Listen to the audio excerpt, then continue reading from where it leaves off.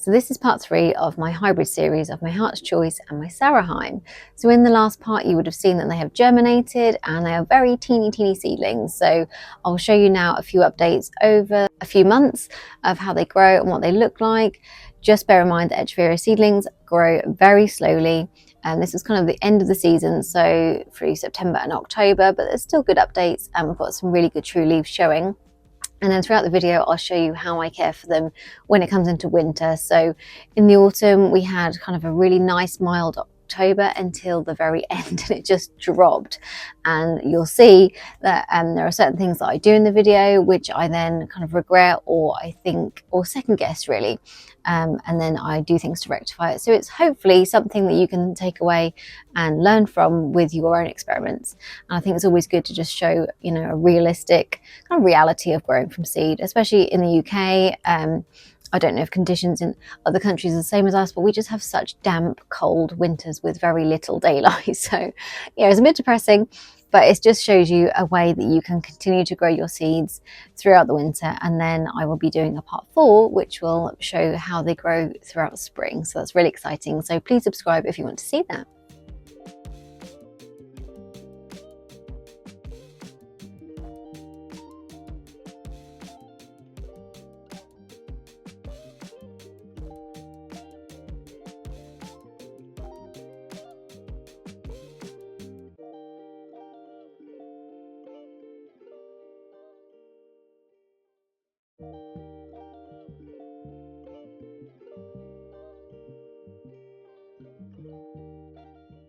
So this is the update, my beautiful Heart's Choice and Sarahime. So they're looking quite a good size now. I've got some good true leaves on there, and yeah, they're just getting bigger and bigger. You can see obviously there's quite a few compact all together, so it's probably worth me potting them on soon into individual seed trays. And then we've got the ones over this side which are the same but are from a different bloom, and they do look quite similar. Obviously not growing as big. It's kind of hard to say at the minute if they are the same, because obviously when you do hybrids you can get very different ones. But yeah, these ones look so exciting. I actually cannot wait to see them grow up nice and big. And then in here we've got some hyalinas, and then they've got some true leaves starting, like that one in the middle. You can then see the real true leaves starting to come through there. So they're growing a lot slower than these ones with regards to form, really. And then these ones over here, these ones are the ones I never put a light label on, which is really annoying. But you can see obviously the difference in size in these is just obscene. It's just crazy. And this one here is really fascinating me. I don't know what is going on with that one. I mean, right in the middle here. So yeah, I'd like to put them on soon as well. But I'm also don't know if they are the same succulent or if they're two kind of sat together. But anyway, so my next task will be to pot these on. I could let them grow a little bit more. There's no rush to pot them on, but it will help them grow quicker. The only thing is it's now the end of what is the growing season for me in the UK. It's October, so it's not like I'm now going to get the kind of long days of light, the heat and things. But what I would like to do is bring them into my garage, hopefully. That's my task actually for today, to go and sort out my garage, see if I can make some room. And I've got some shelving in there which I'd like to put my trays on so I can have some grow lights and continue to grow my little seedlings like this, because I just get worried in winter. You put so much hard work in and get them to grow and things, and then in the winter they are neglected because you can't do anything with them. You can't really water them much. You can't do a lot at all. You just have to kind of trust that they're going to live. So I would like to try and pot them on and put them in the garage. So that's the task for today, but I'll update you on that, and I'll update you on whether they get potted up soon as well. So it's that time of year when I just don't really know what I'm doing in the greenhouse. I am all over the place trying to get arrangements in, trying to make sure my plants are watered. So as you can see, I have not yet potted these on. It's something I think I'm going to actually do now and just force myself to do it, because it is, what are we on now, the 23rd of October, and temperatures are dropping. It's quite damp, lots of rain, and I watered these last night because I was a bit concerned I haven't watered them for about a week, and I'm just a bit worried now they are very damp. So I think I'm going to try and get these potted on now, just to make sure they're not sitting in that really like soaking wet soil for too long. So that is my task now. But they do look bigger and they are looking beautiful. So yes, I'm now going to start the job. So I have this huge seed tray here, which is 264 cell, and as you can see I've got some gaps, so I'm going to just prepare some soil and put them into the gaps there so they can sit in with some other seedlings which are a little bit bigger, but we've also got some small ones in here as well.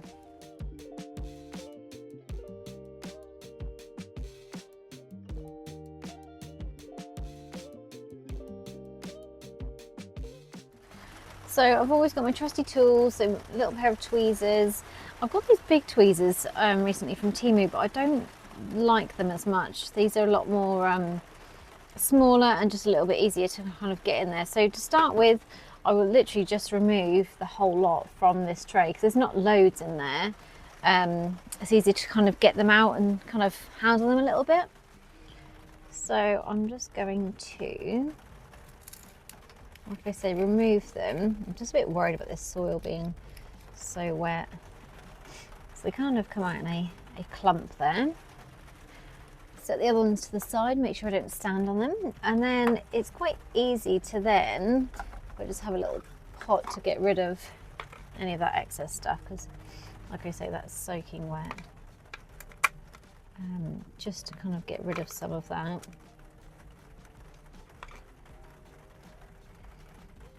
And then really start separating them so you can see how teeny tiny they are, but they've got a root system already, which is quite a decent size. So I try and do them with my hands if I can, pull them away like that, just because you can kind of feel how delicate they are and just be really careful with them.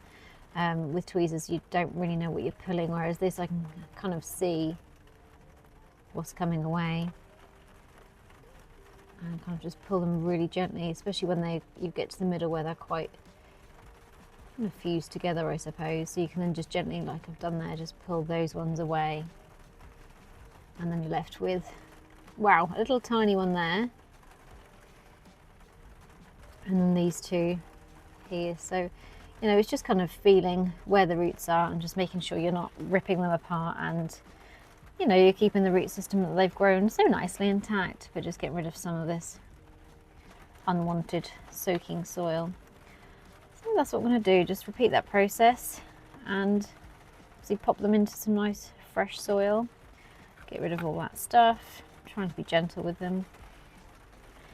But yeah, there is one of the beautiful little seeds, and obviously they've got quite a few true leaves now, so they are looking quite a good size for something so young. So these were sown in July, so August, September, October. They're only 3 months old, so they're doing really well. Beautiful size already.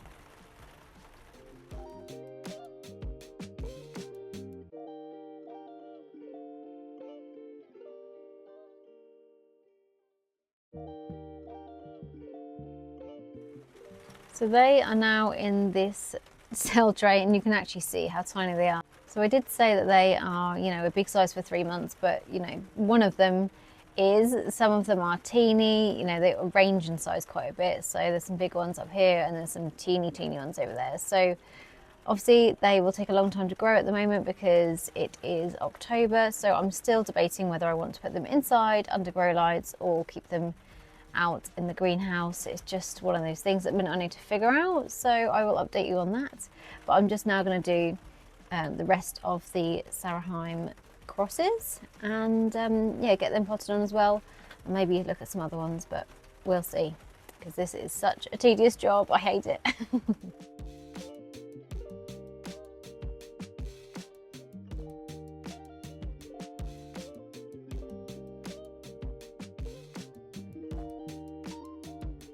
So after the last clip, I had a slight change of heart because the weather here has dropped quite low, quite dramatically. So what I've done is repotted them into a little terracotta pot like this and like this. And they're actually inside now. They are on my windowsill in my spare bedroom because I'm just paranoid that they haven't got very good root structure yet. not a very, strong one. And I think outside is probably going to be a little bit risky for them in the greenhouse, and it's looking less and less like I'm going to be able to put a lot of my bits and bobs into the garage like I had planned. I wanted to put them under grow lights and then change everything into one kind of greenhouse, but I've got too much stuff to do that with at the minute. So yeah, I've just potted them on into here. These ones are tiny, so I probably should have just left them as they were, but I was just really paranoid about the mix being really wet. These ones are a little bit bigger, and they've now been in here. I think I changed it the day after or the day after that, after I did the last clip of me putting them on. I had a bit of a moment. I was like, no, I think I made a mistake. So I've put them on, and I will just misting them every so often, probably once every couple of weeks. And yeah, I've just got them in front of my window here. So when it is sunny, they will get some sun, and then I just open the window on a sunny day as well, which we don't seem to have at the minute. It's yeah, very autumnal out there. So yeah, they are going to stay in here over the winter really, and they won't probably grow. They may just get a little bit more of a root system, but yeah, I'm just feel a bit better now that I've got them in here, and yeah, they should be fine in here. And then in the spring, I can repot them back on to what I've just done, and yeah, hopefully they can continue to grow. But the other ones, which I've got here, as you can see, are actually okay now. I was a little bit worried that they had got too wet as well, so I brought these all in just to kind of dry out and kind of stay up here over winter really. But yeah, that is the update as of now. So the Heart's Choice seedlings, I've got one batch that looks like this, and the other batch I'll just insert a photo on screen. And I'm just going to do an experiment. I've been using this heated seed tray for the last 3 weeks, and I've just been experimenting on different mixes and different things. And I've found the heated seed tray it's just not very consistent temperature wise. So it's heating up too much in the middle, and then the outside is kind of perfect really. But I want to kind of make the most of it while I'm growing some little seedlings which have been a success. So I'm going to get rid of these 6 over here, which are my first experiment in the tray, which I would say have been a failure. That's right, we live and learn, and we have to try these things. But what I'm going to be doing instead is putting in a couple of these. So these are my Heart's Choice. I just want them to continue to grow through winter. So in the previous clip you would have seen that I moved them into my in my house on my windowsill in my spare bedroom, and they're okay, they're just kind of ticking over, but I'd like to see them continue to grow if possible. So I thought I'm actually going to use this tray and just experiment over the next couple of weeks, see what happens to them really. So like I said, this heated seed tray is about 27 in the middle and about 20 at the outside, and I'm going to keep them in here with the other ones which have been a success, and they have got grow lights on for 12 hours and some heat, so it should be a really good mixture to get them to continue to grow. So I've just watered them completely, I've saturated them, let the water drain out the bottom, so they've had a really good drink, and I think I'll be continuing to do that every 5 to 7 days, just keeping an eye on the soil. So when it dries out completely, that's when I can do it again. I have read that it's probably best to bottom water them, but because just because the roots are really shallow, I thought I'd just try watering from the top really, and it's just drain through really quickly, and it just means they've got a really good soak, and it's quicker for me to do so as well. So I've tried that, and the other ones, which are number 1, so these are part 2 kind of thing, I've left upstairs. So just in case this does fail in the next couple of weeks, I've got my other ones as a backup, because I don't want to kind of put all my eggs in one basket. So that is a bunch of hyalina seeds, if the label is on there somewhere. I'm not sure where the label's gone now. Is it hyalina, or have I got another label in there? I'm not sure, I'll have to check that. Anyway, those ones I'm going to keep in here as well. So that is the kind of update so far. So I think I will leave this video here, and then I can do another part to the video to show you how they grow in this tray compared to the one upstairs, which I think is a really good kind of experiment anyway. And then I would love to see them continue to grow and share it with you, because they are going to be some absolute beautiful mature plants eventually when they get to a really good size. So I'm really excited to share that with you and see what they become. So that's where we are at the moment. I hope you've enjoyed that kind of journey of what happened and what my thought process was. Obviously, as you saw, I watered my seedlings thinking, I'm getting a bit paranoid about them drying out. But what actually happened was, at the same time, kind of winter hit a little bit early and it just dropped. The temperatures just went down to about 3 degrees and the days are a lot shorter. The clocks went back, so we've got an hour less of daylight, and it's just very humid and damp in the UK over winter. So I was very paranoid. That was a thought process behind me kind of getting them out quickly. I maybe panicked a little bit and didn't think it through, but it's just one of those things. Every year with growing succulents is a kind of learning curve for me, and I love learning about them and sharing it with you. So what I'm doing at the moment, it may change depending on how they grow on that heat tray, but I am keeping one in there and one on the windowsill, and I'm watering both of them kind of every 5 days. I've got either a pipette for the one on the windowsill because I don't want to saturate that, because although it's on the windowsill and I have a heated house, I just don't want them to kind of be overwatered and risk that, because these are very precious to me. And the ones on the heated mat I'm doing every 3 to 4 days. I've only had them in there about a week at the minute, so it's very early days, and if they do grow really well, I might then choose to bring the other ones down into that heat tray as well. I'm just going to see how it goes, but yeah, I cannot wait to see them grow. So yeah, I hope you've enjoyed this video. If you've got any questions, let me know. I hope it's been useful to share kind of in my brain thinking about things, and you know, the reality of growing succulents from seed. I find it really interesting, so I hope you do too, and I hope you're enjoying the journey of seeing these ones grow, and next year we will have some absolutely amazing ones to have a look at together. So thanks for watching, and I'll see you next time.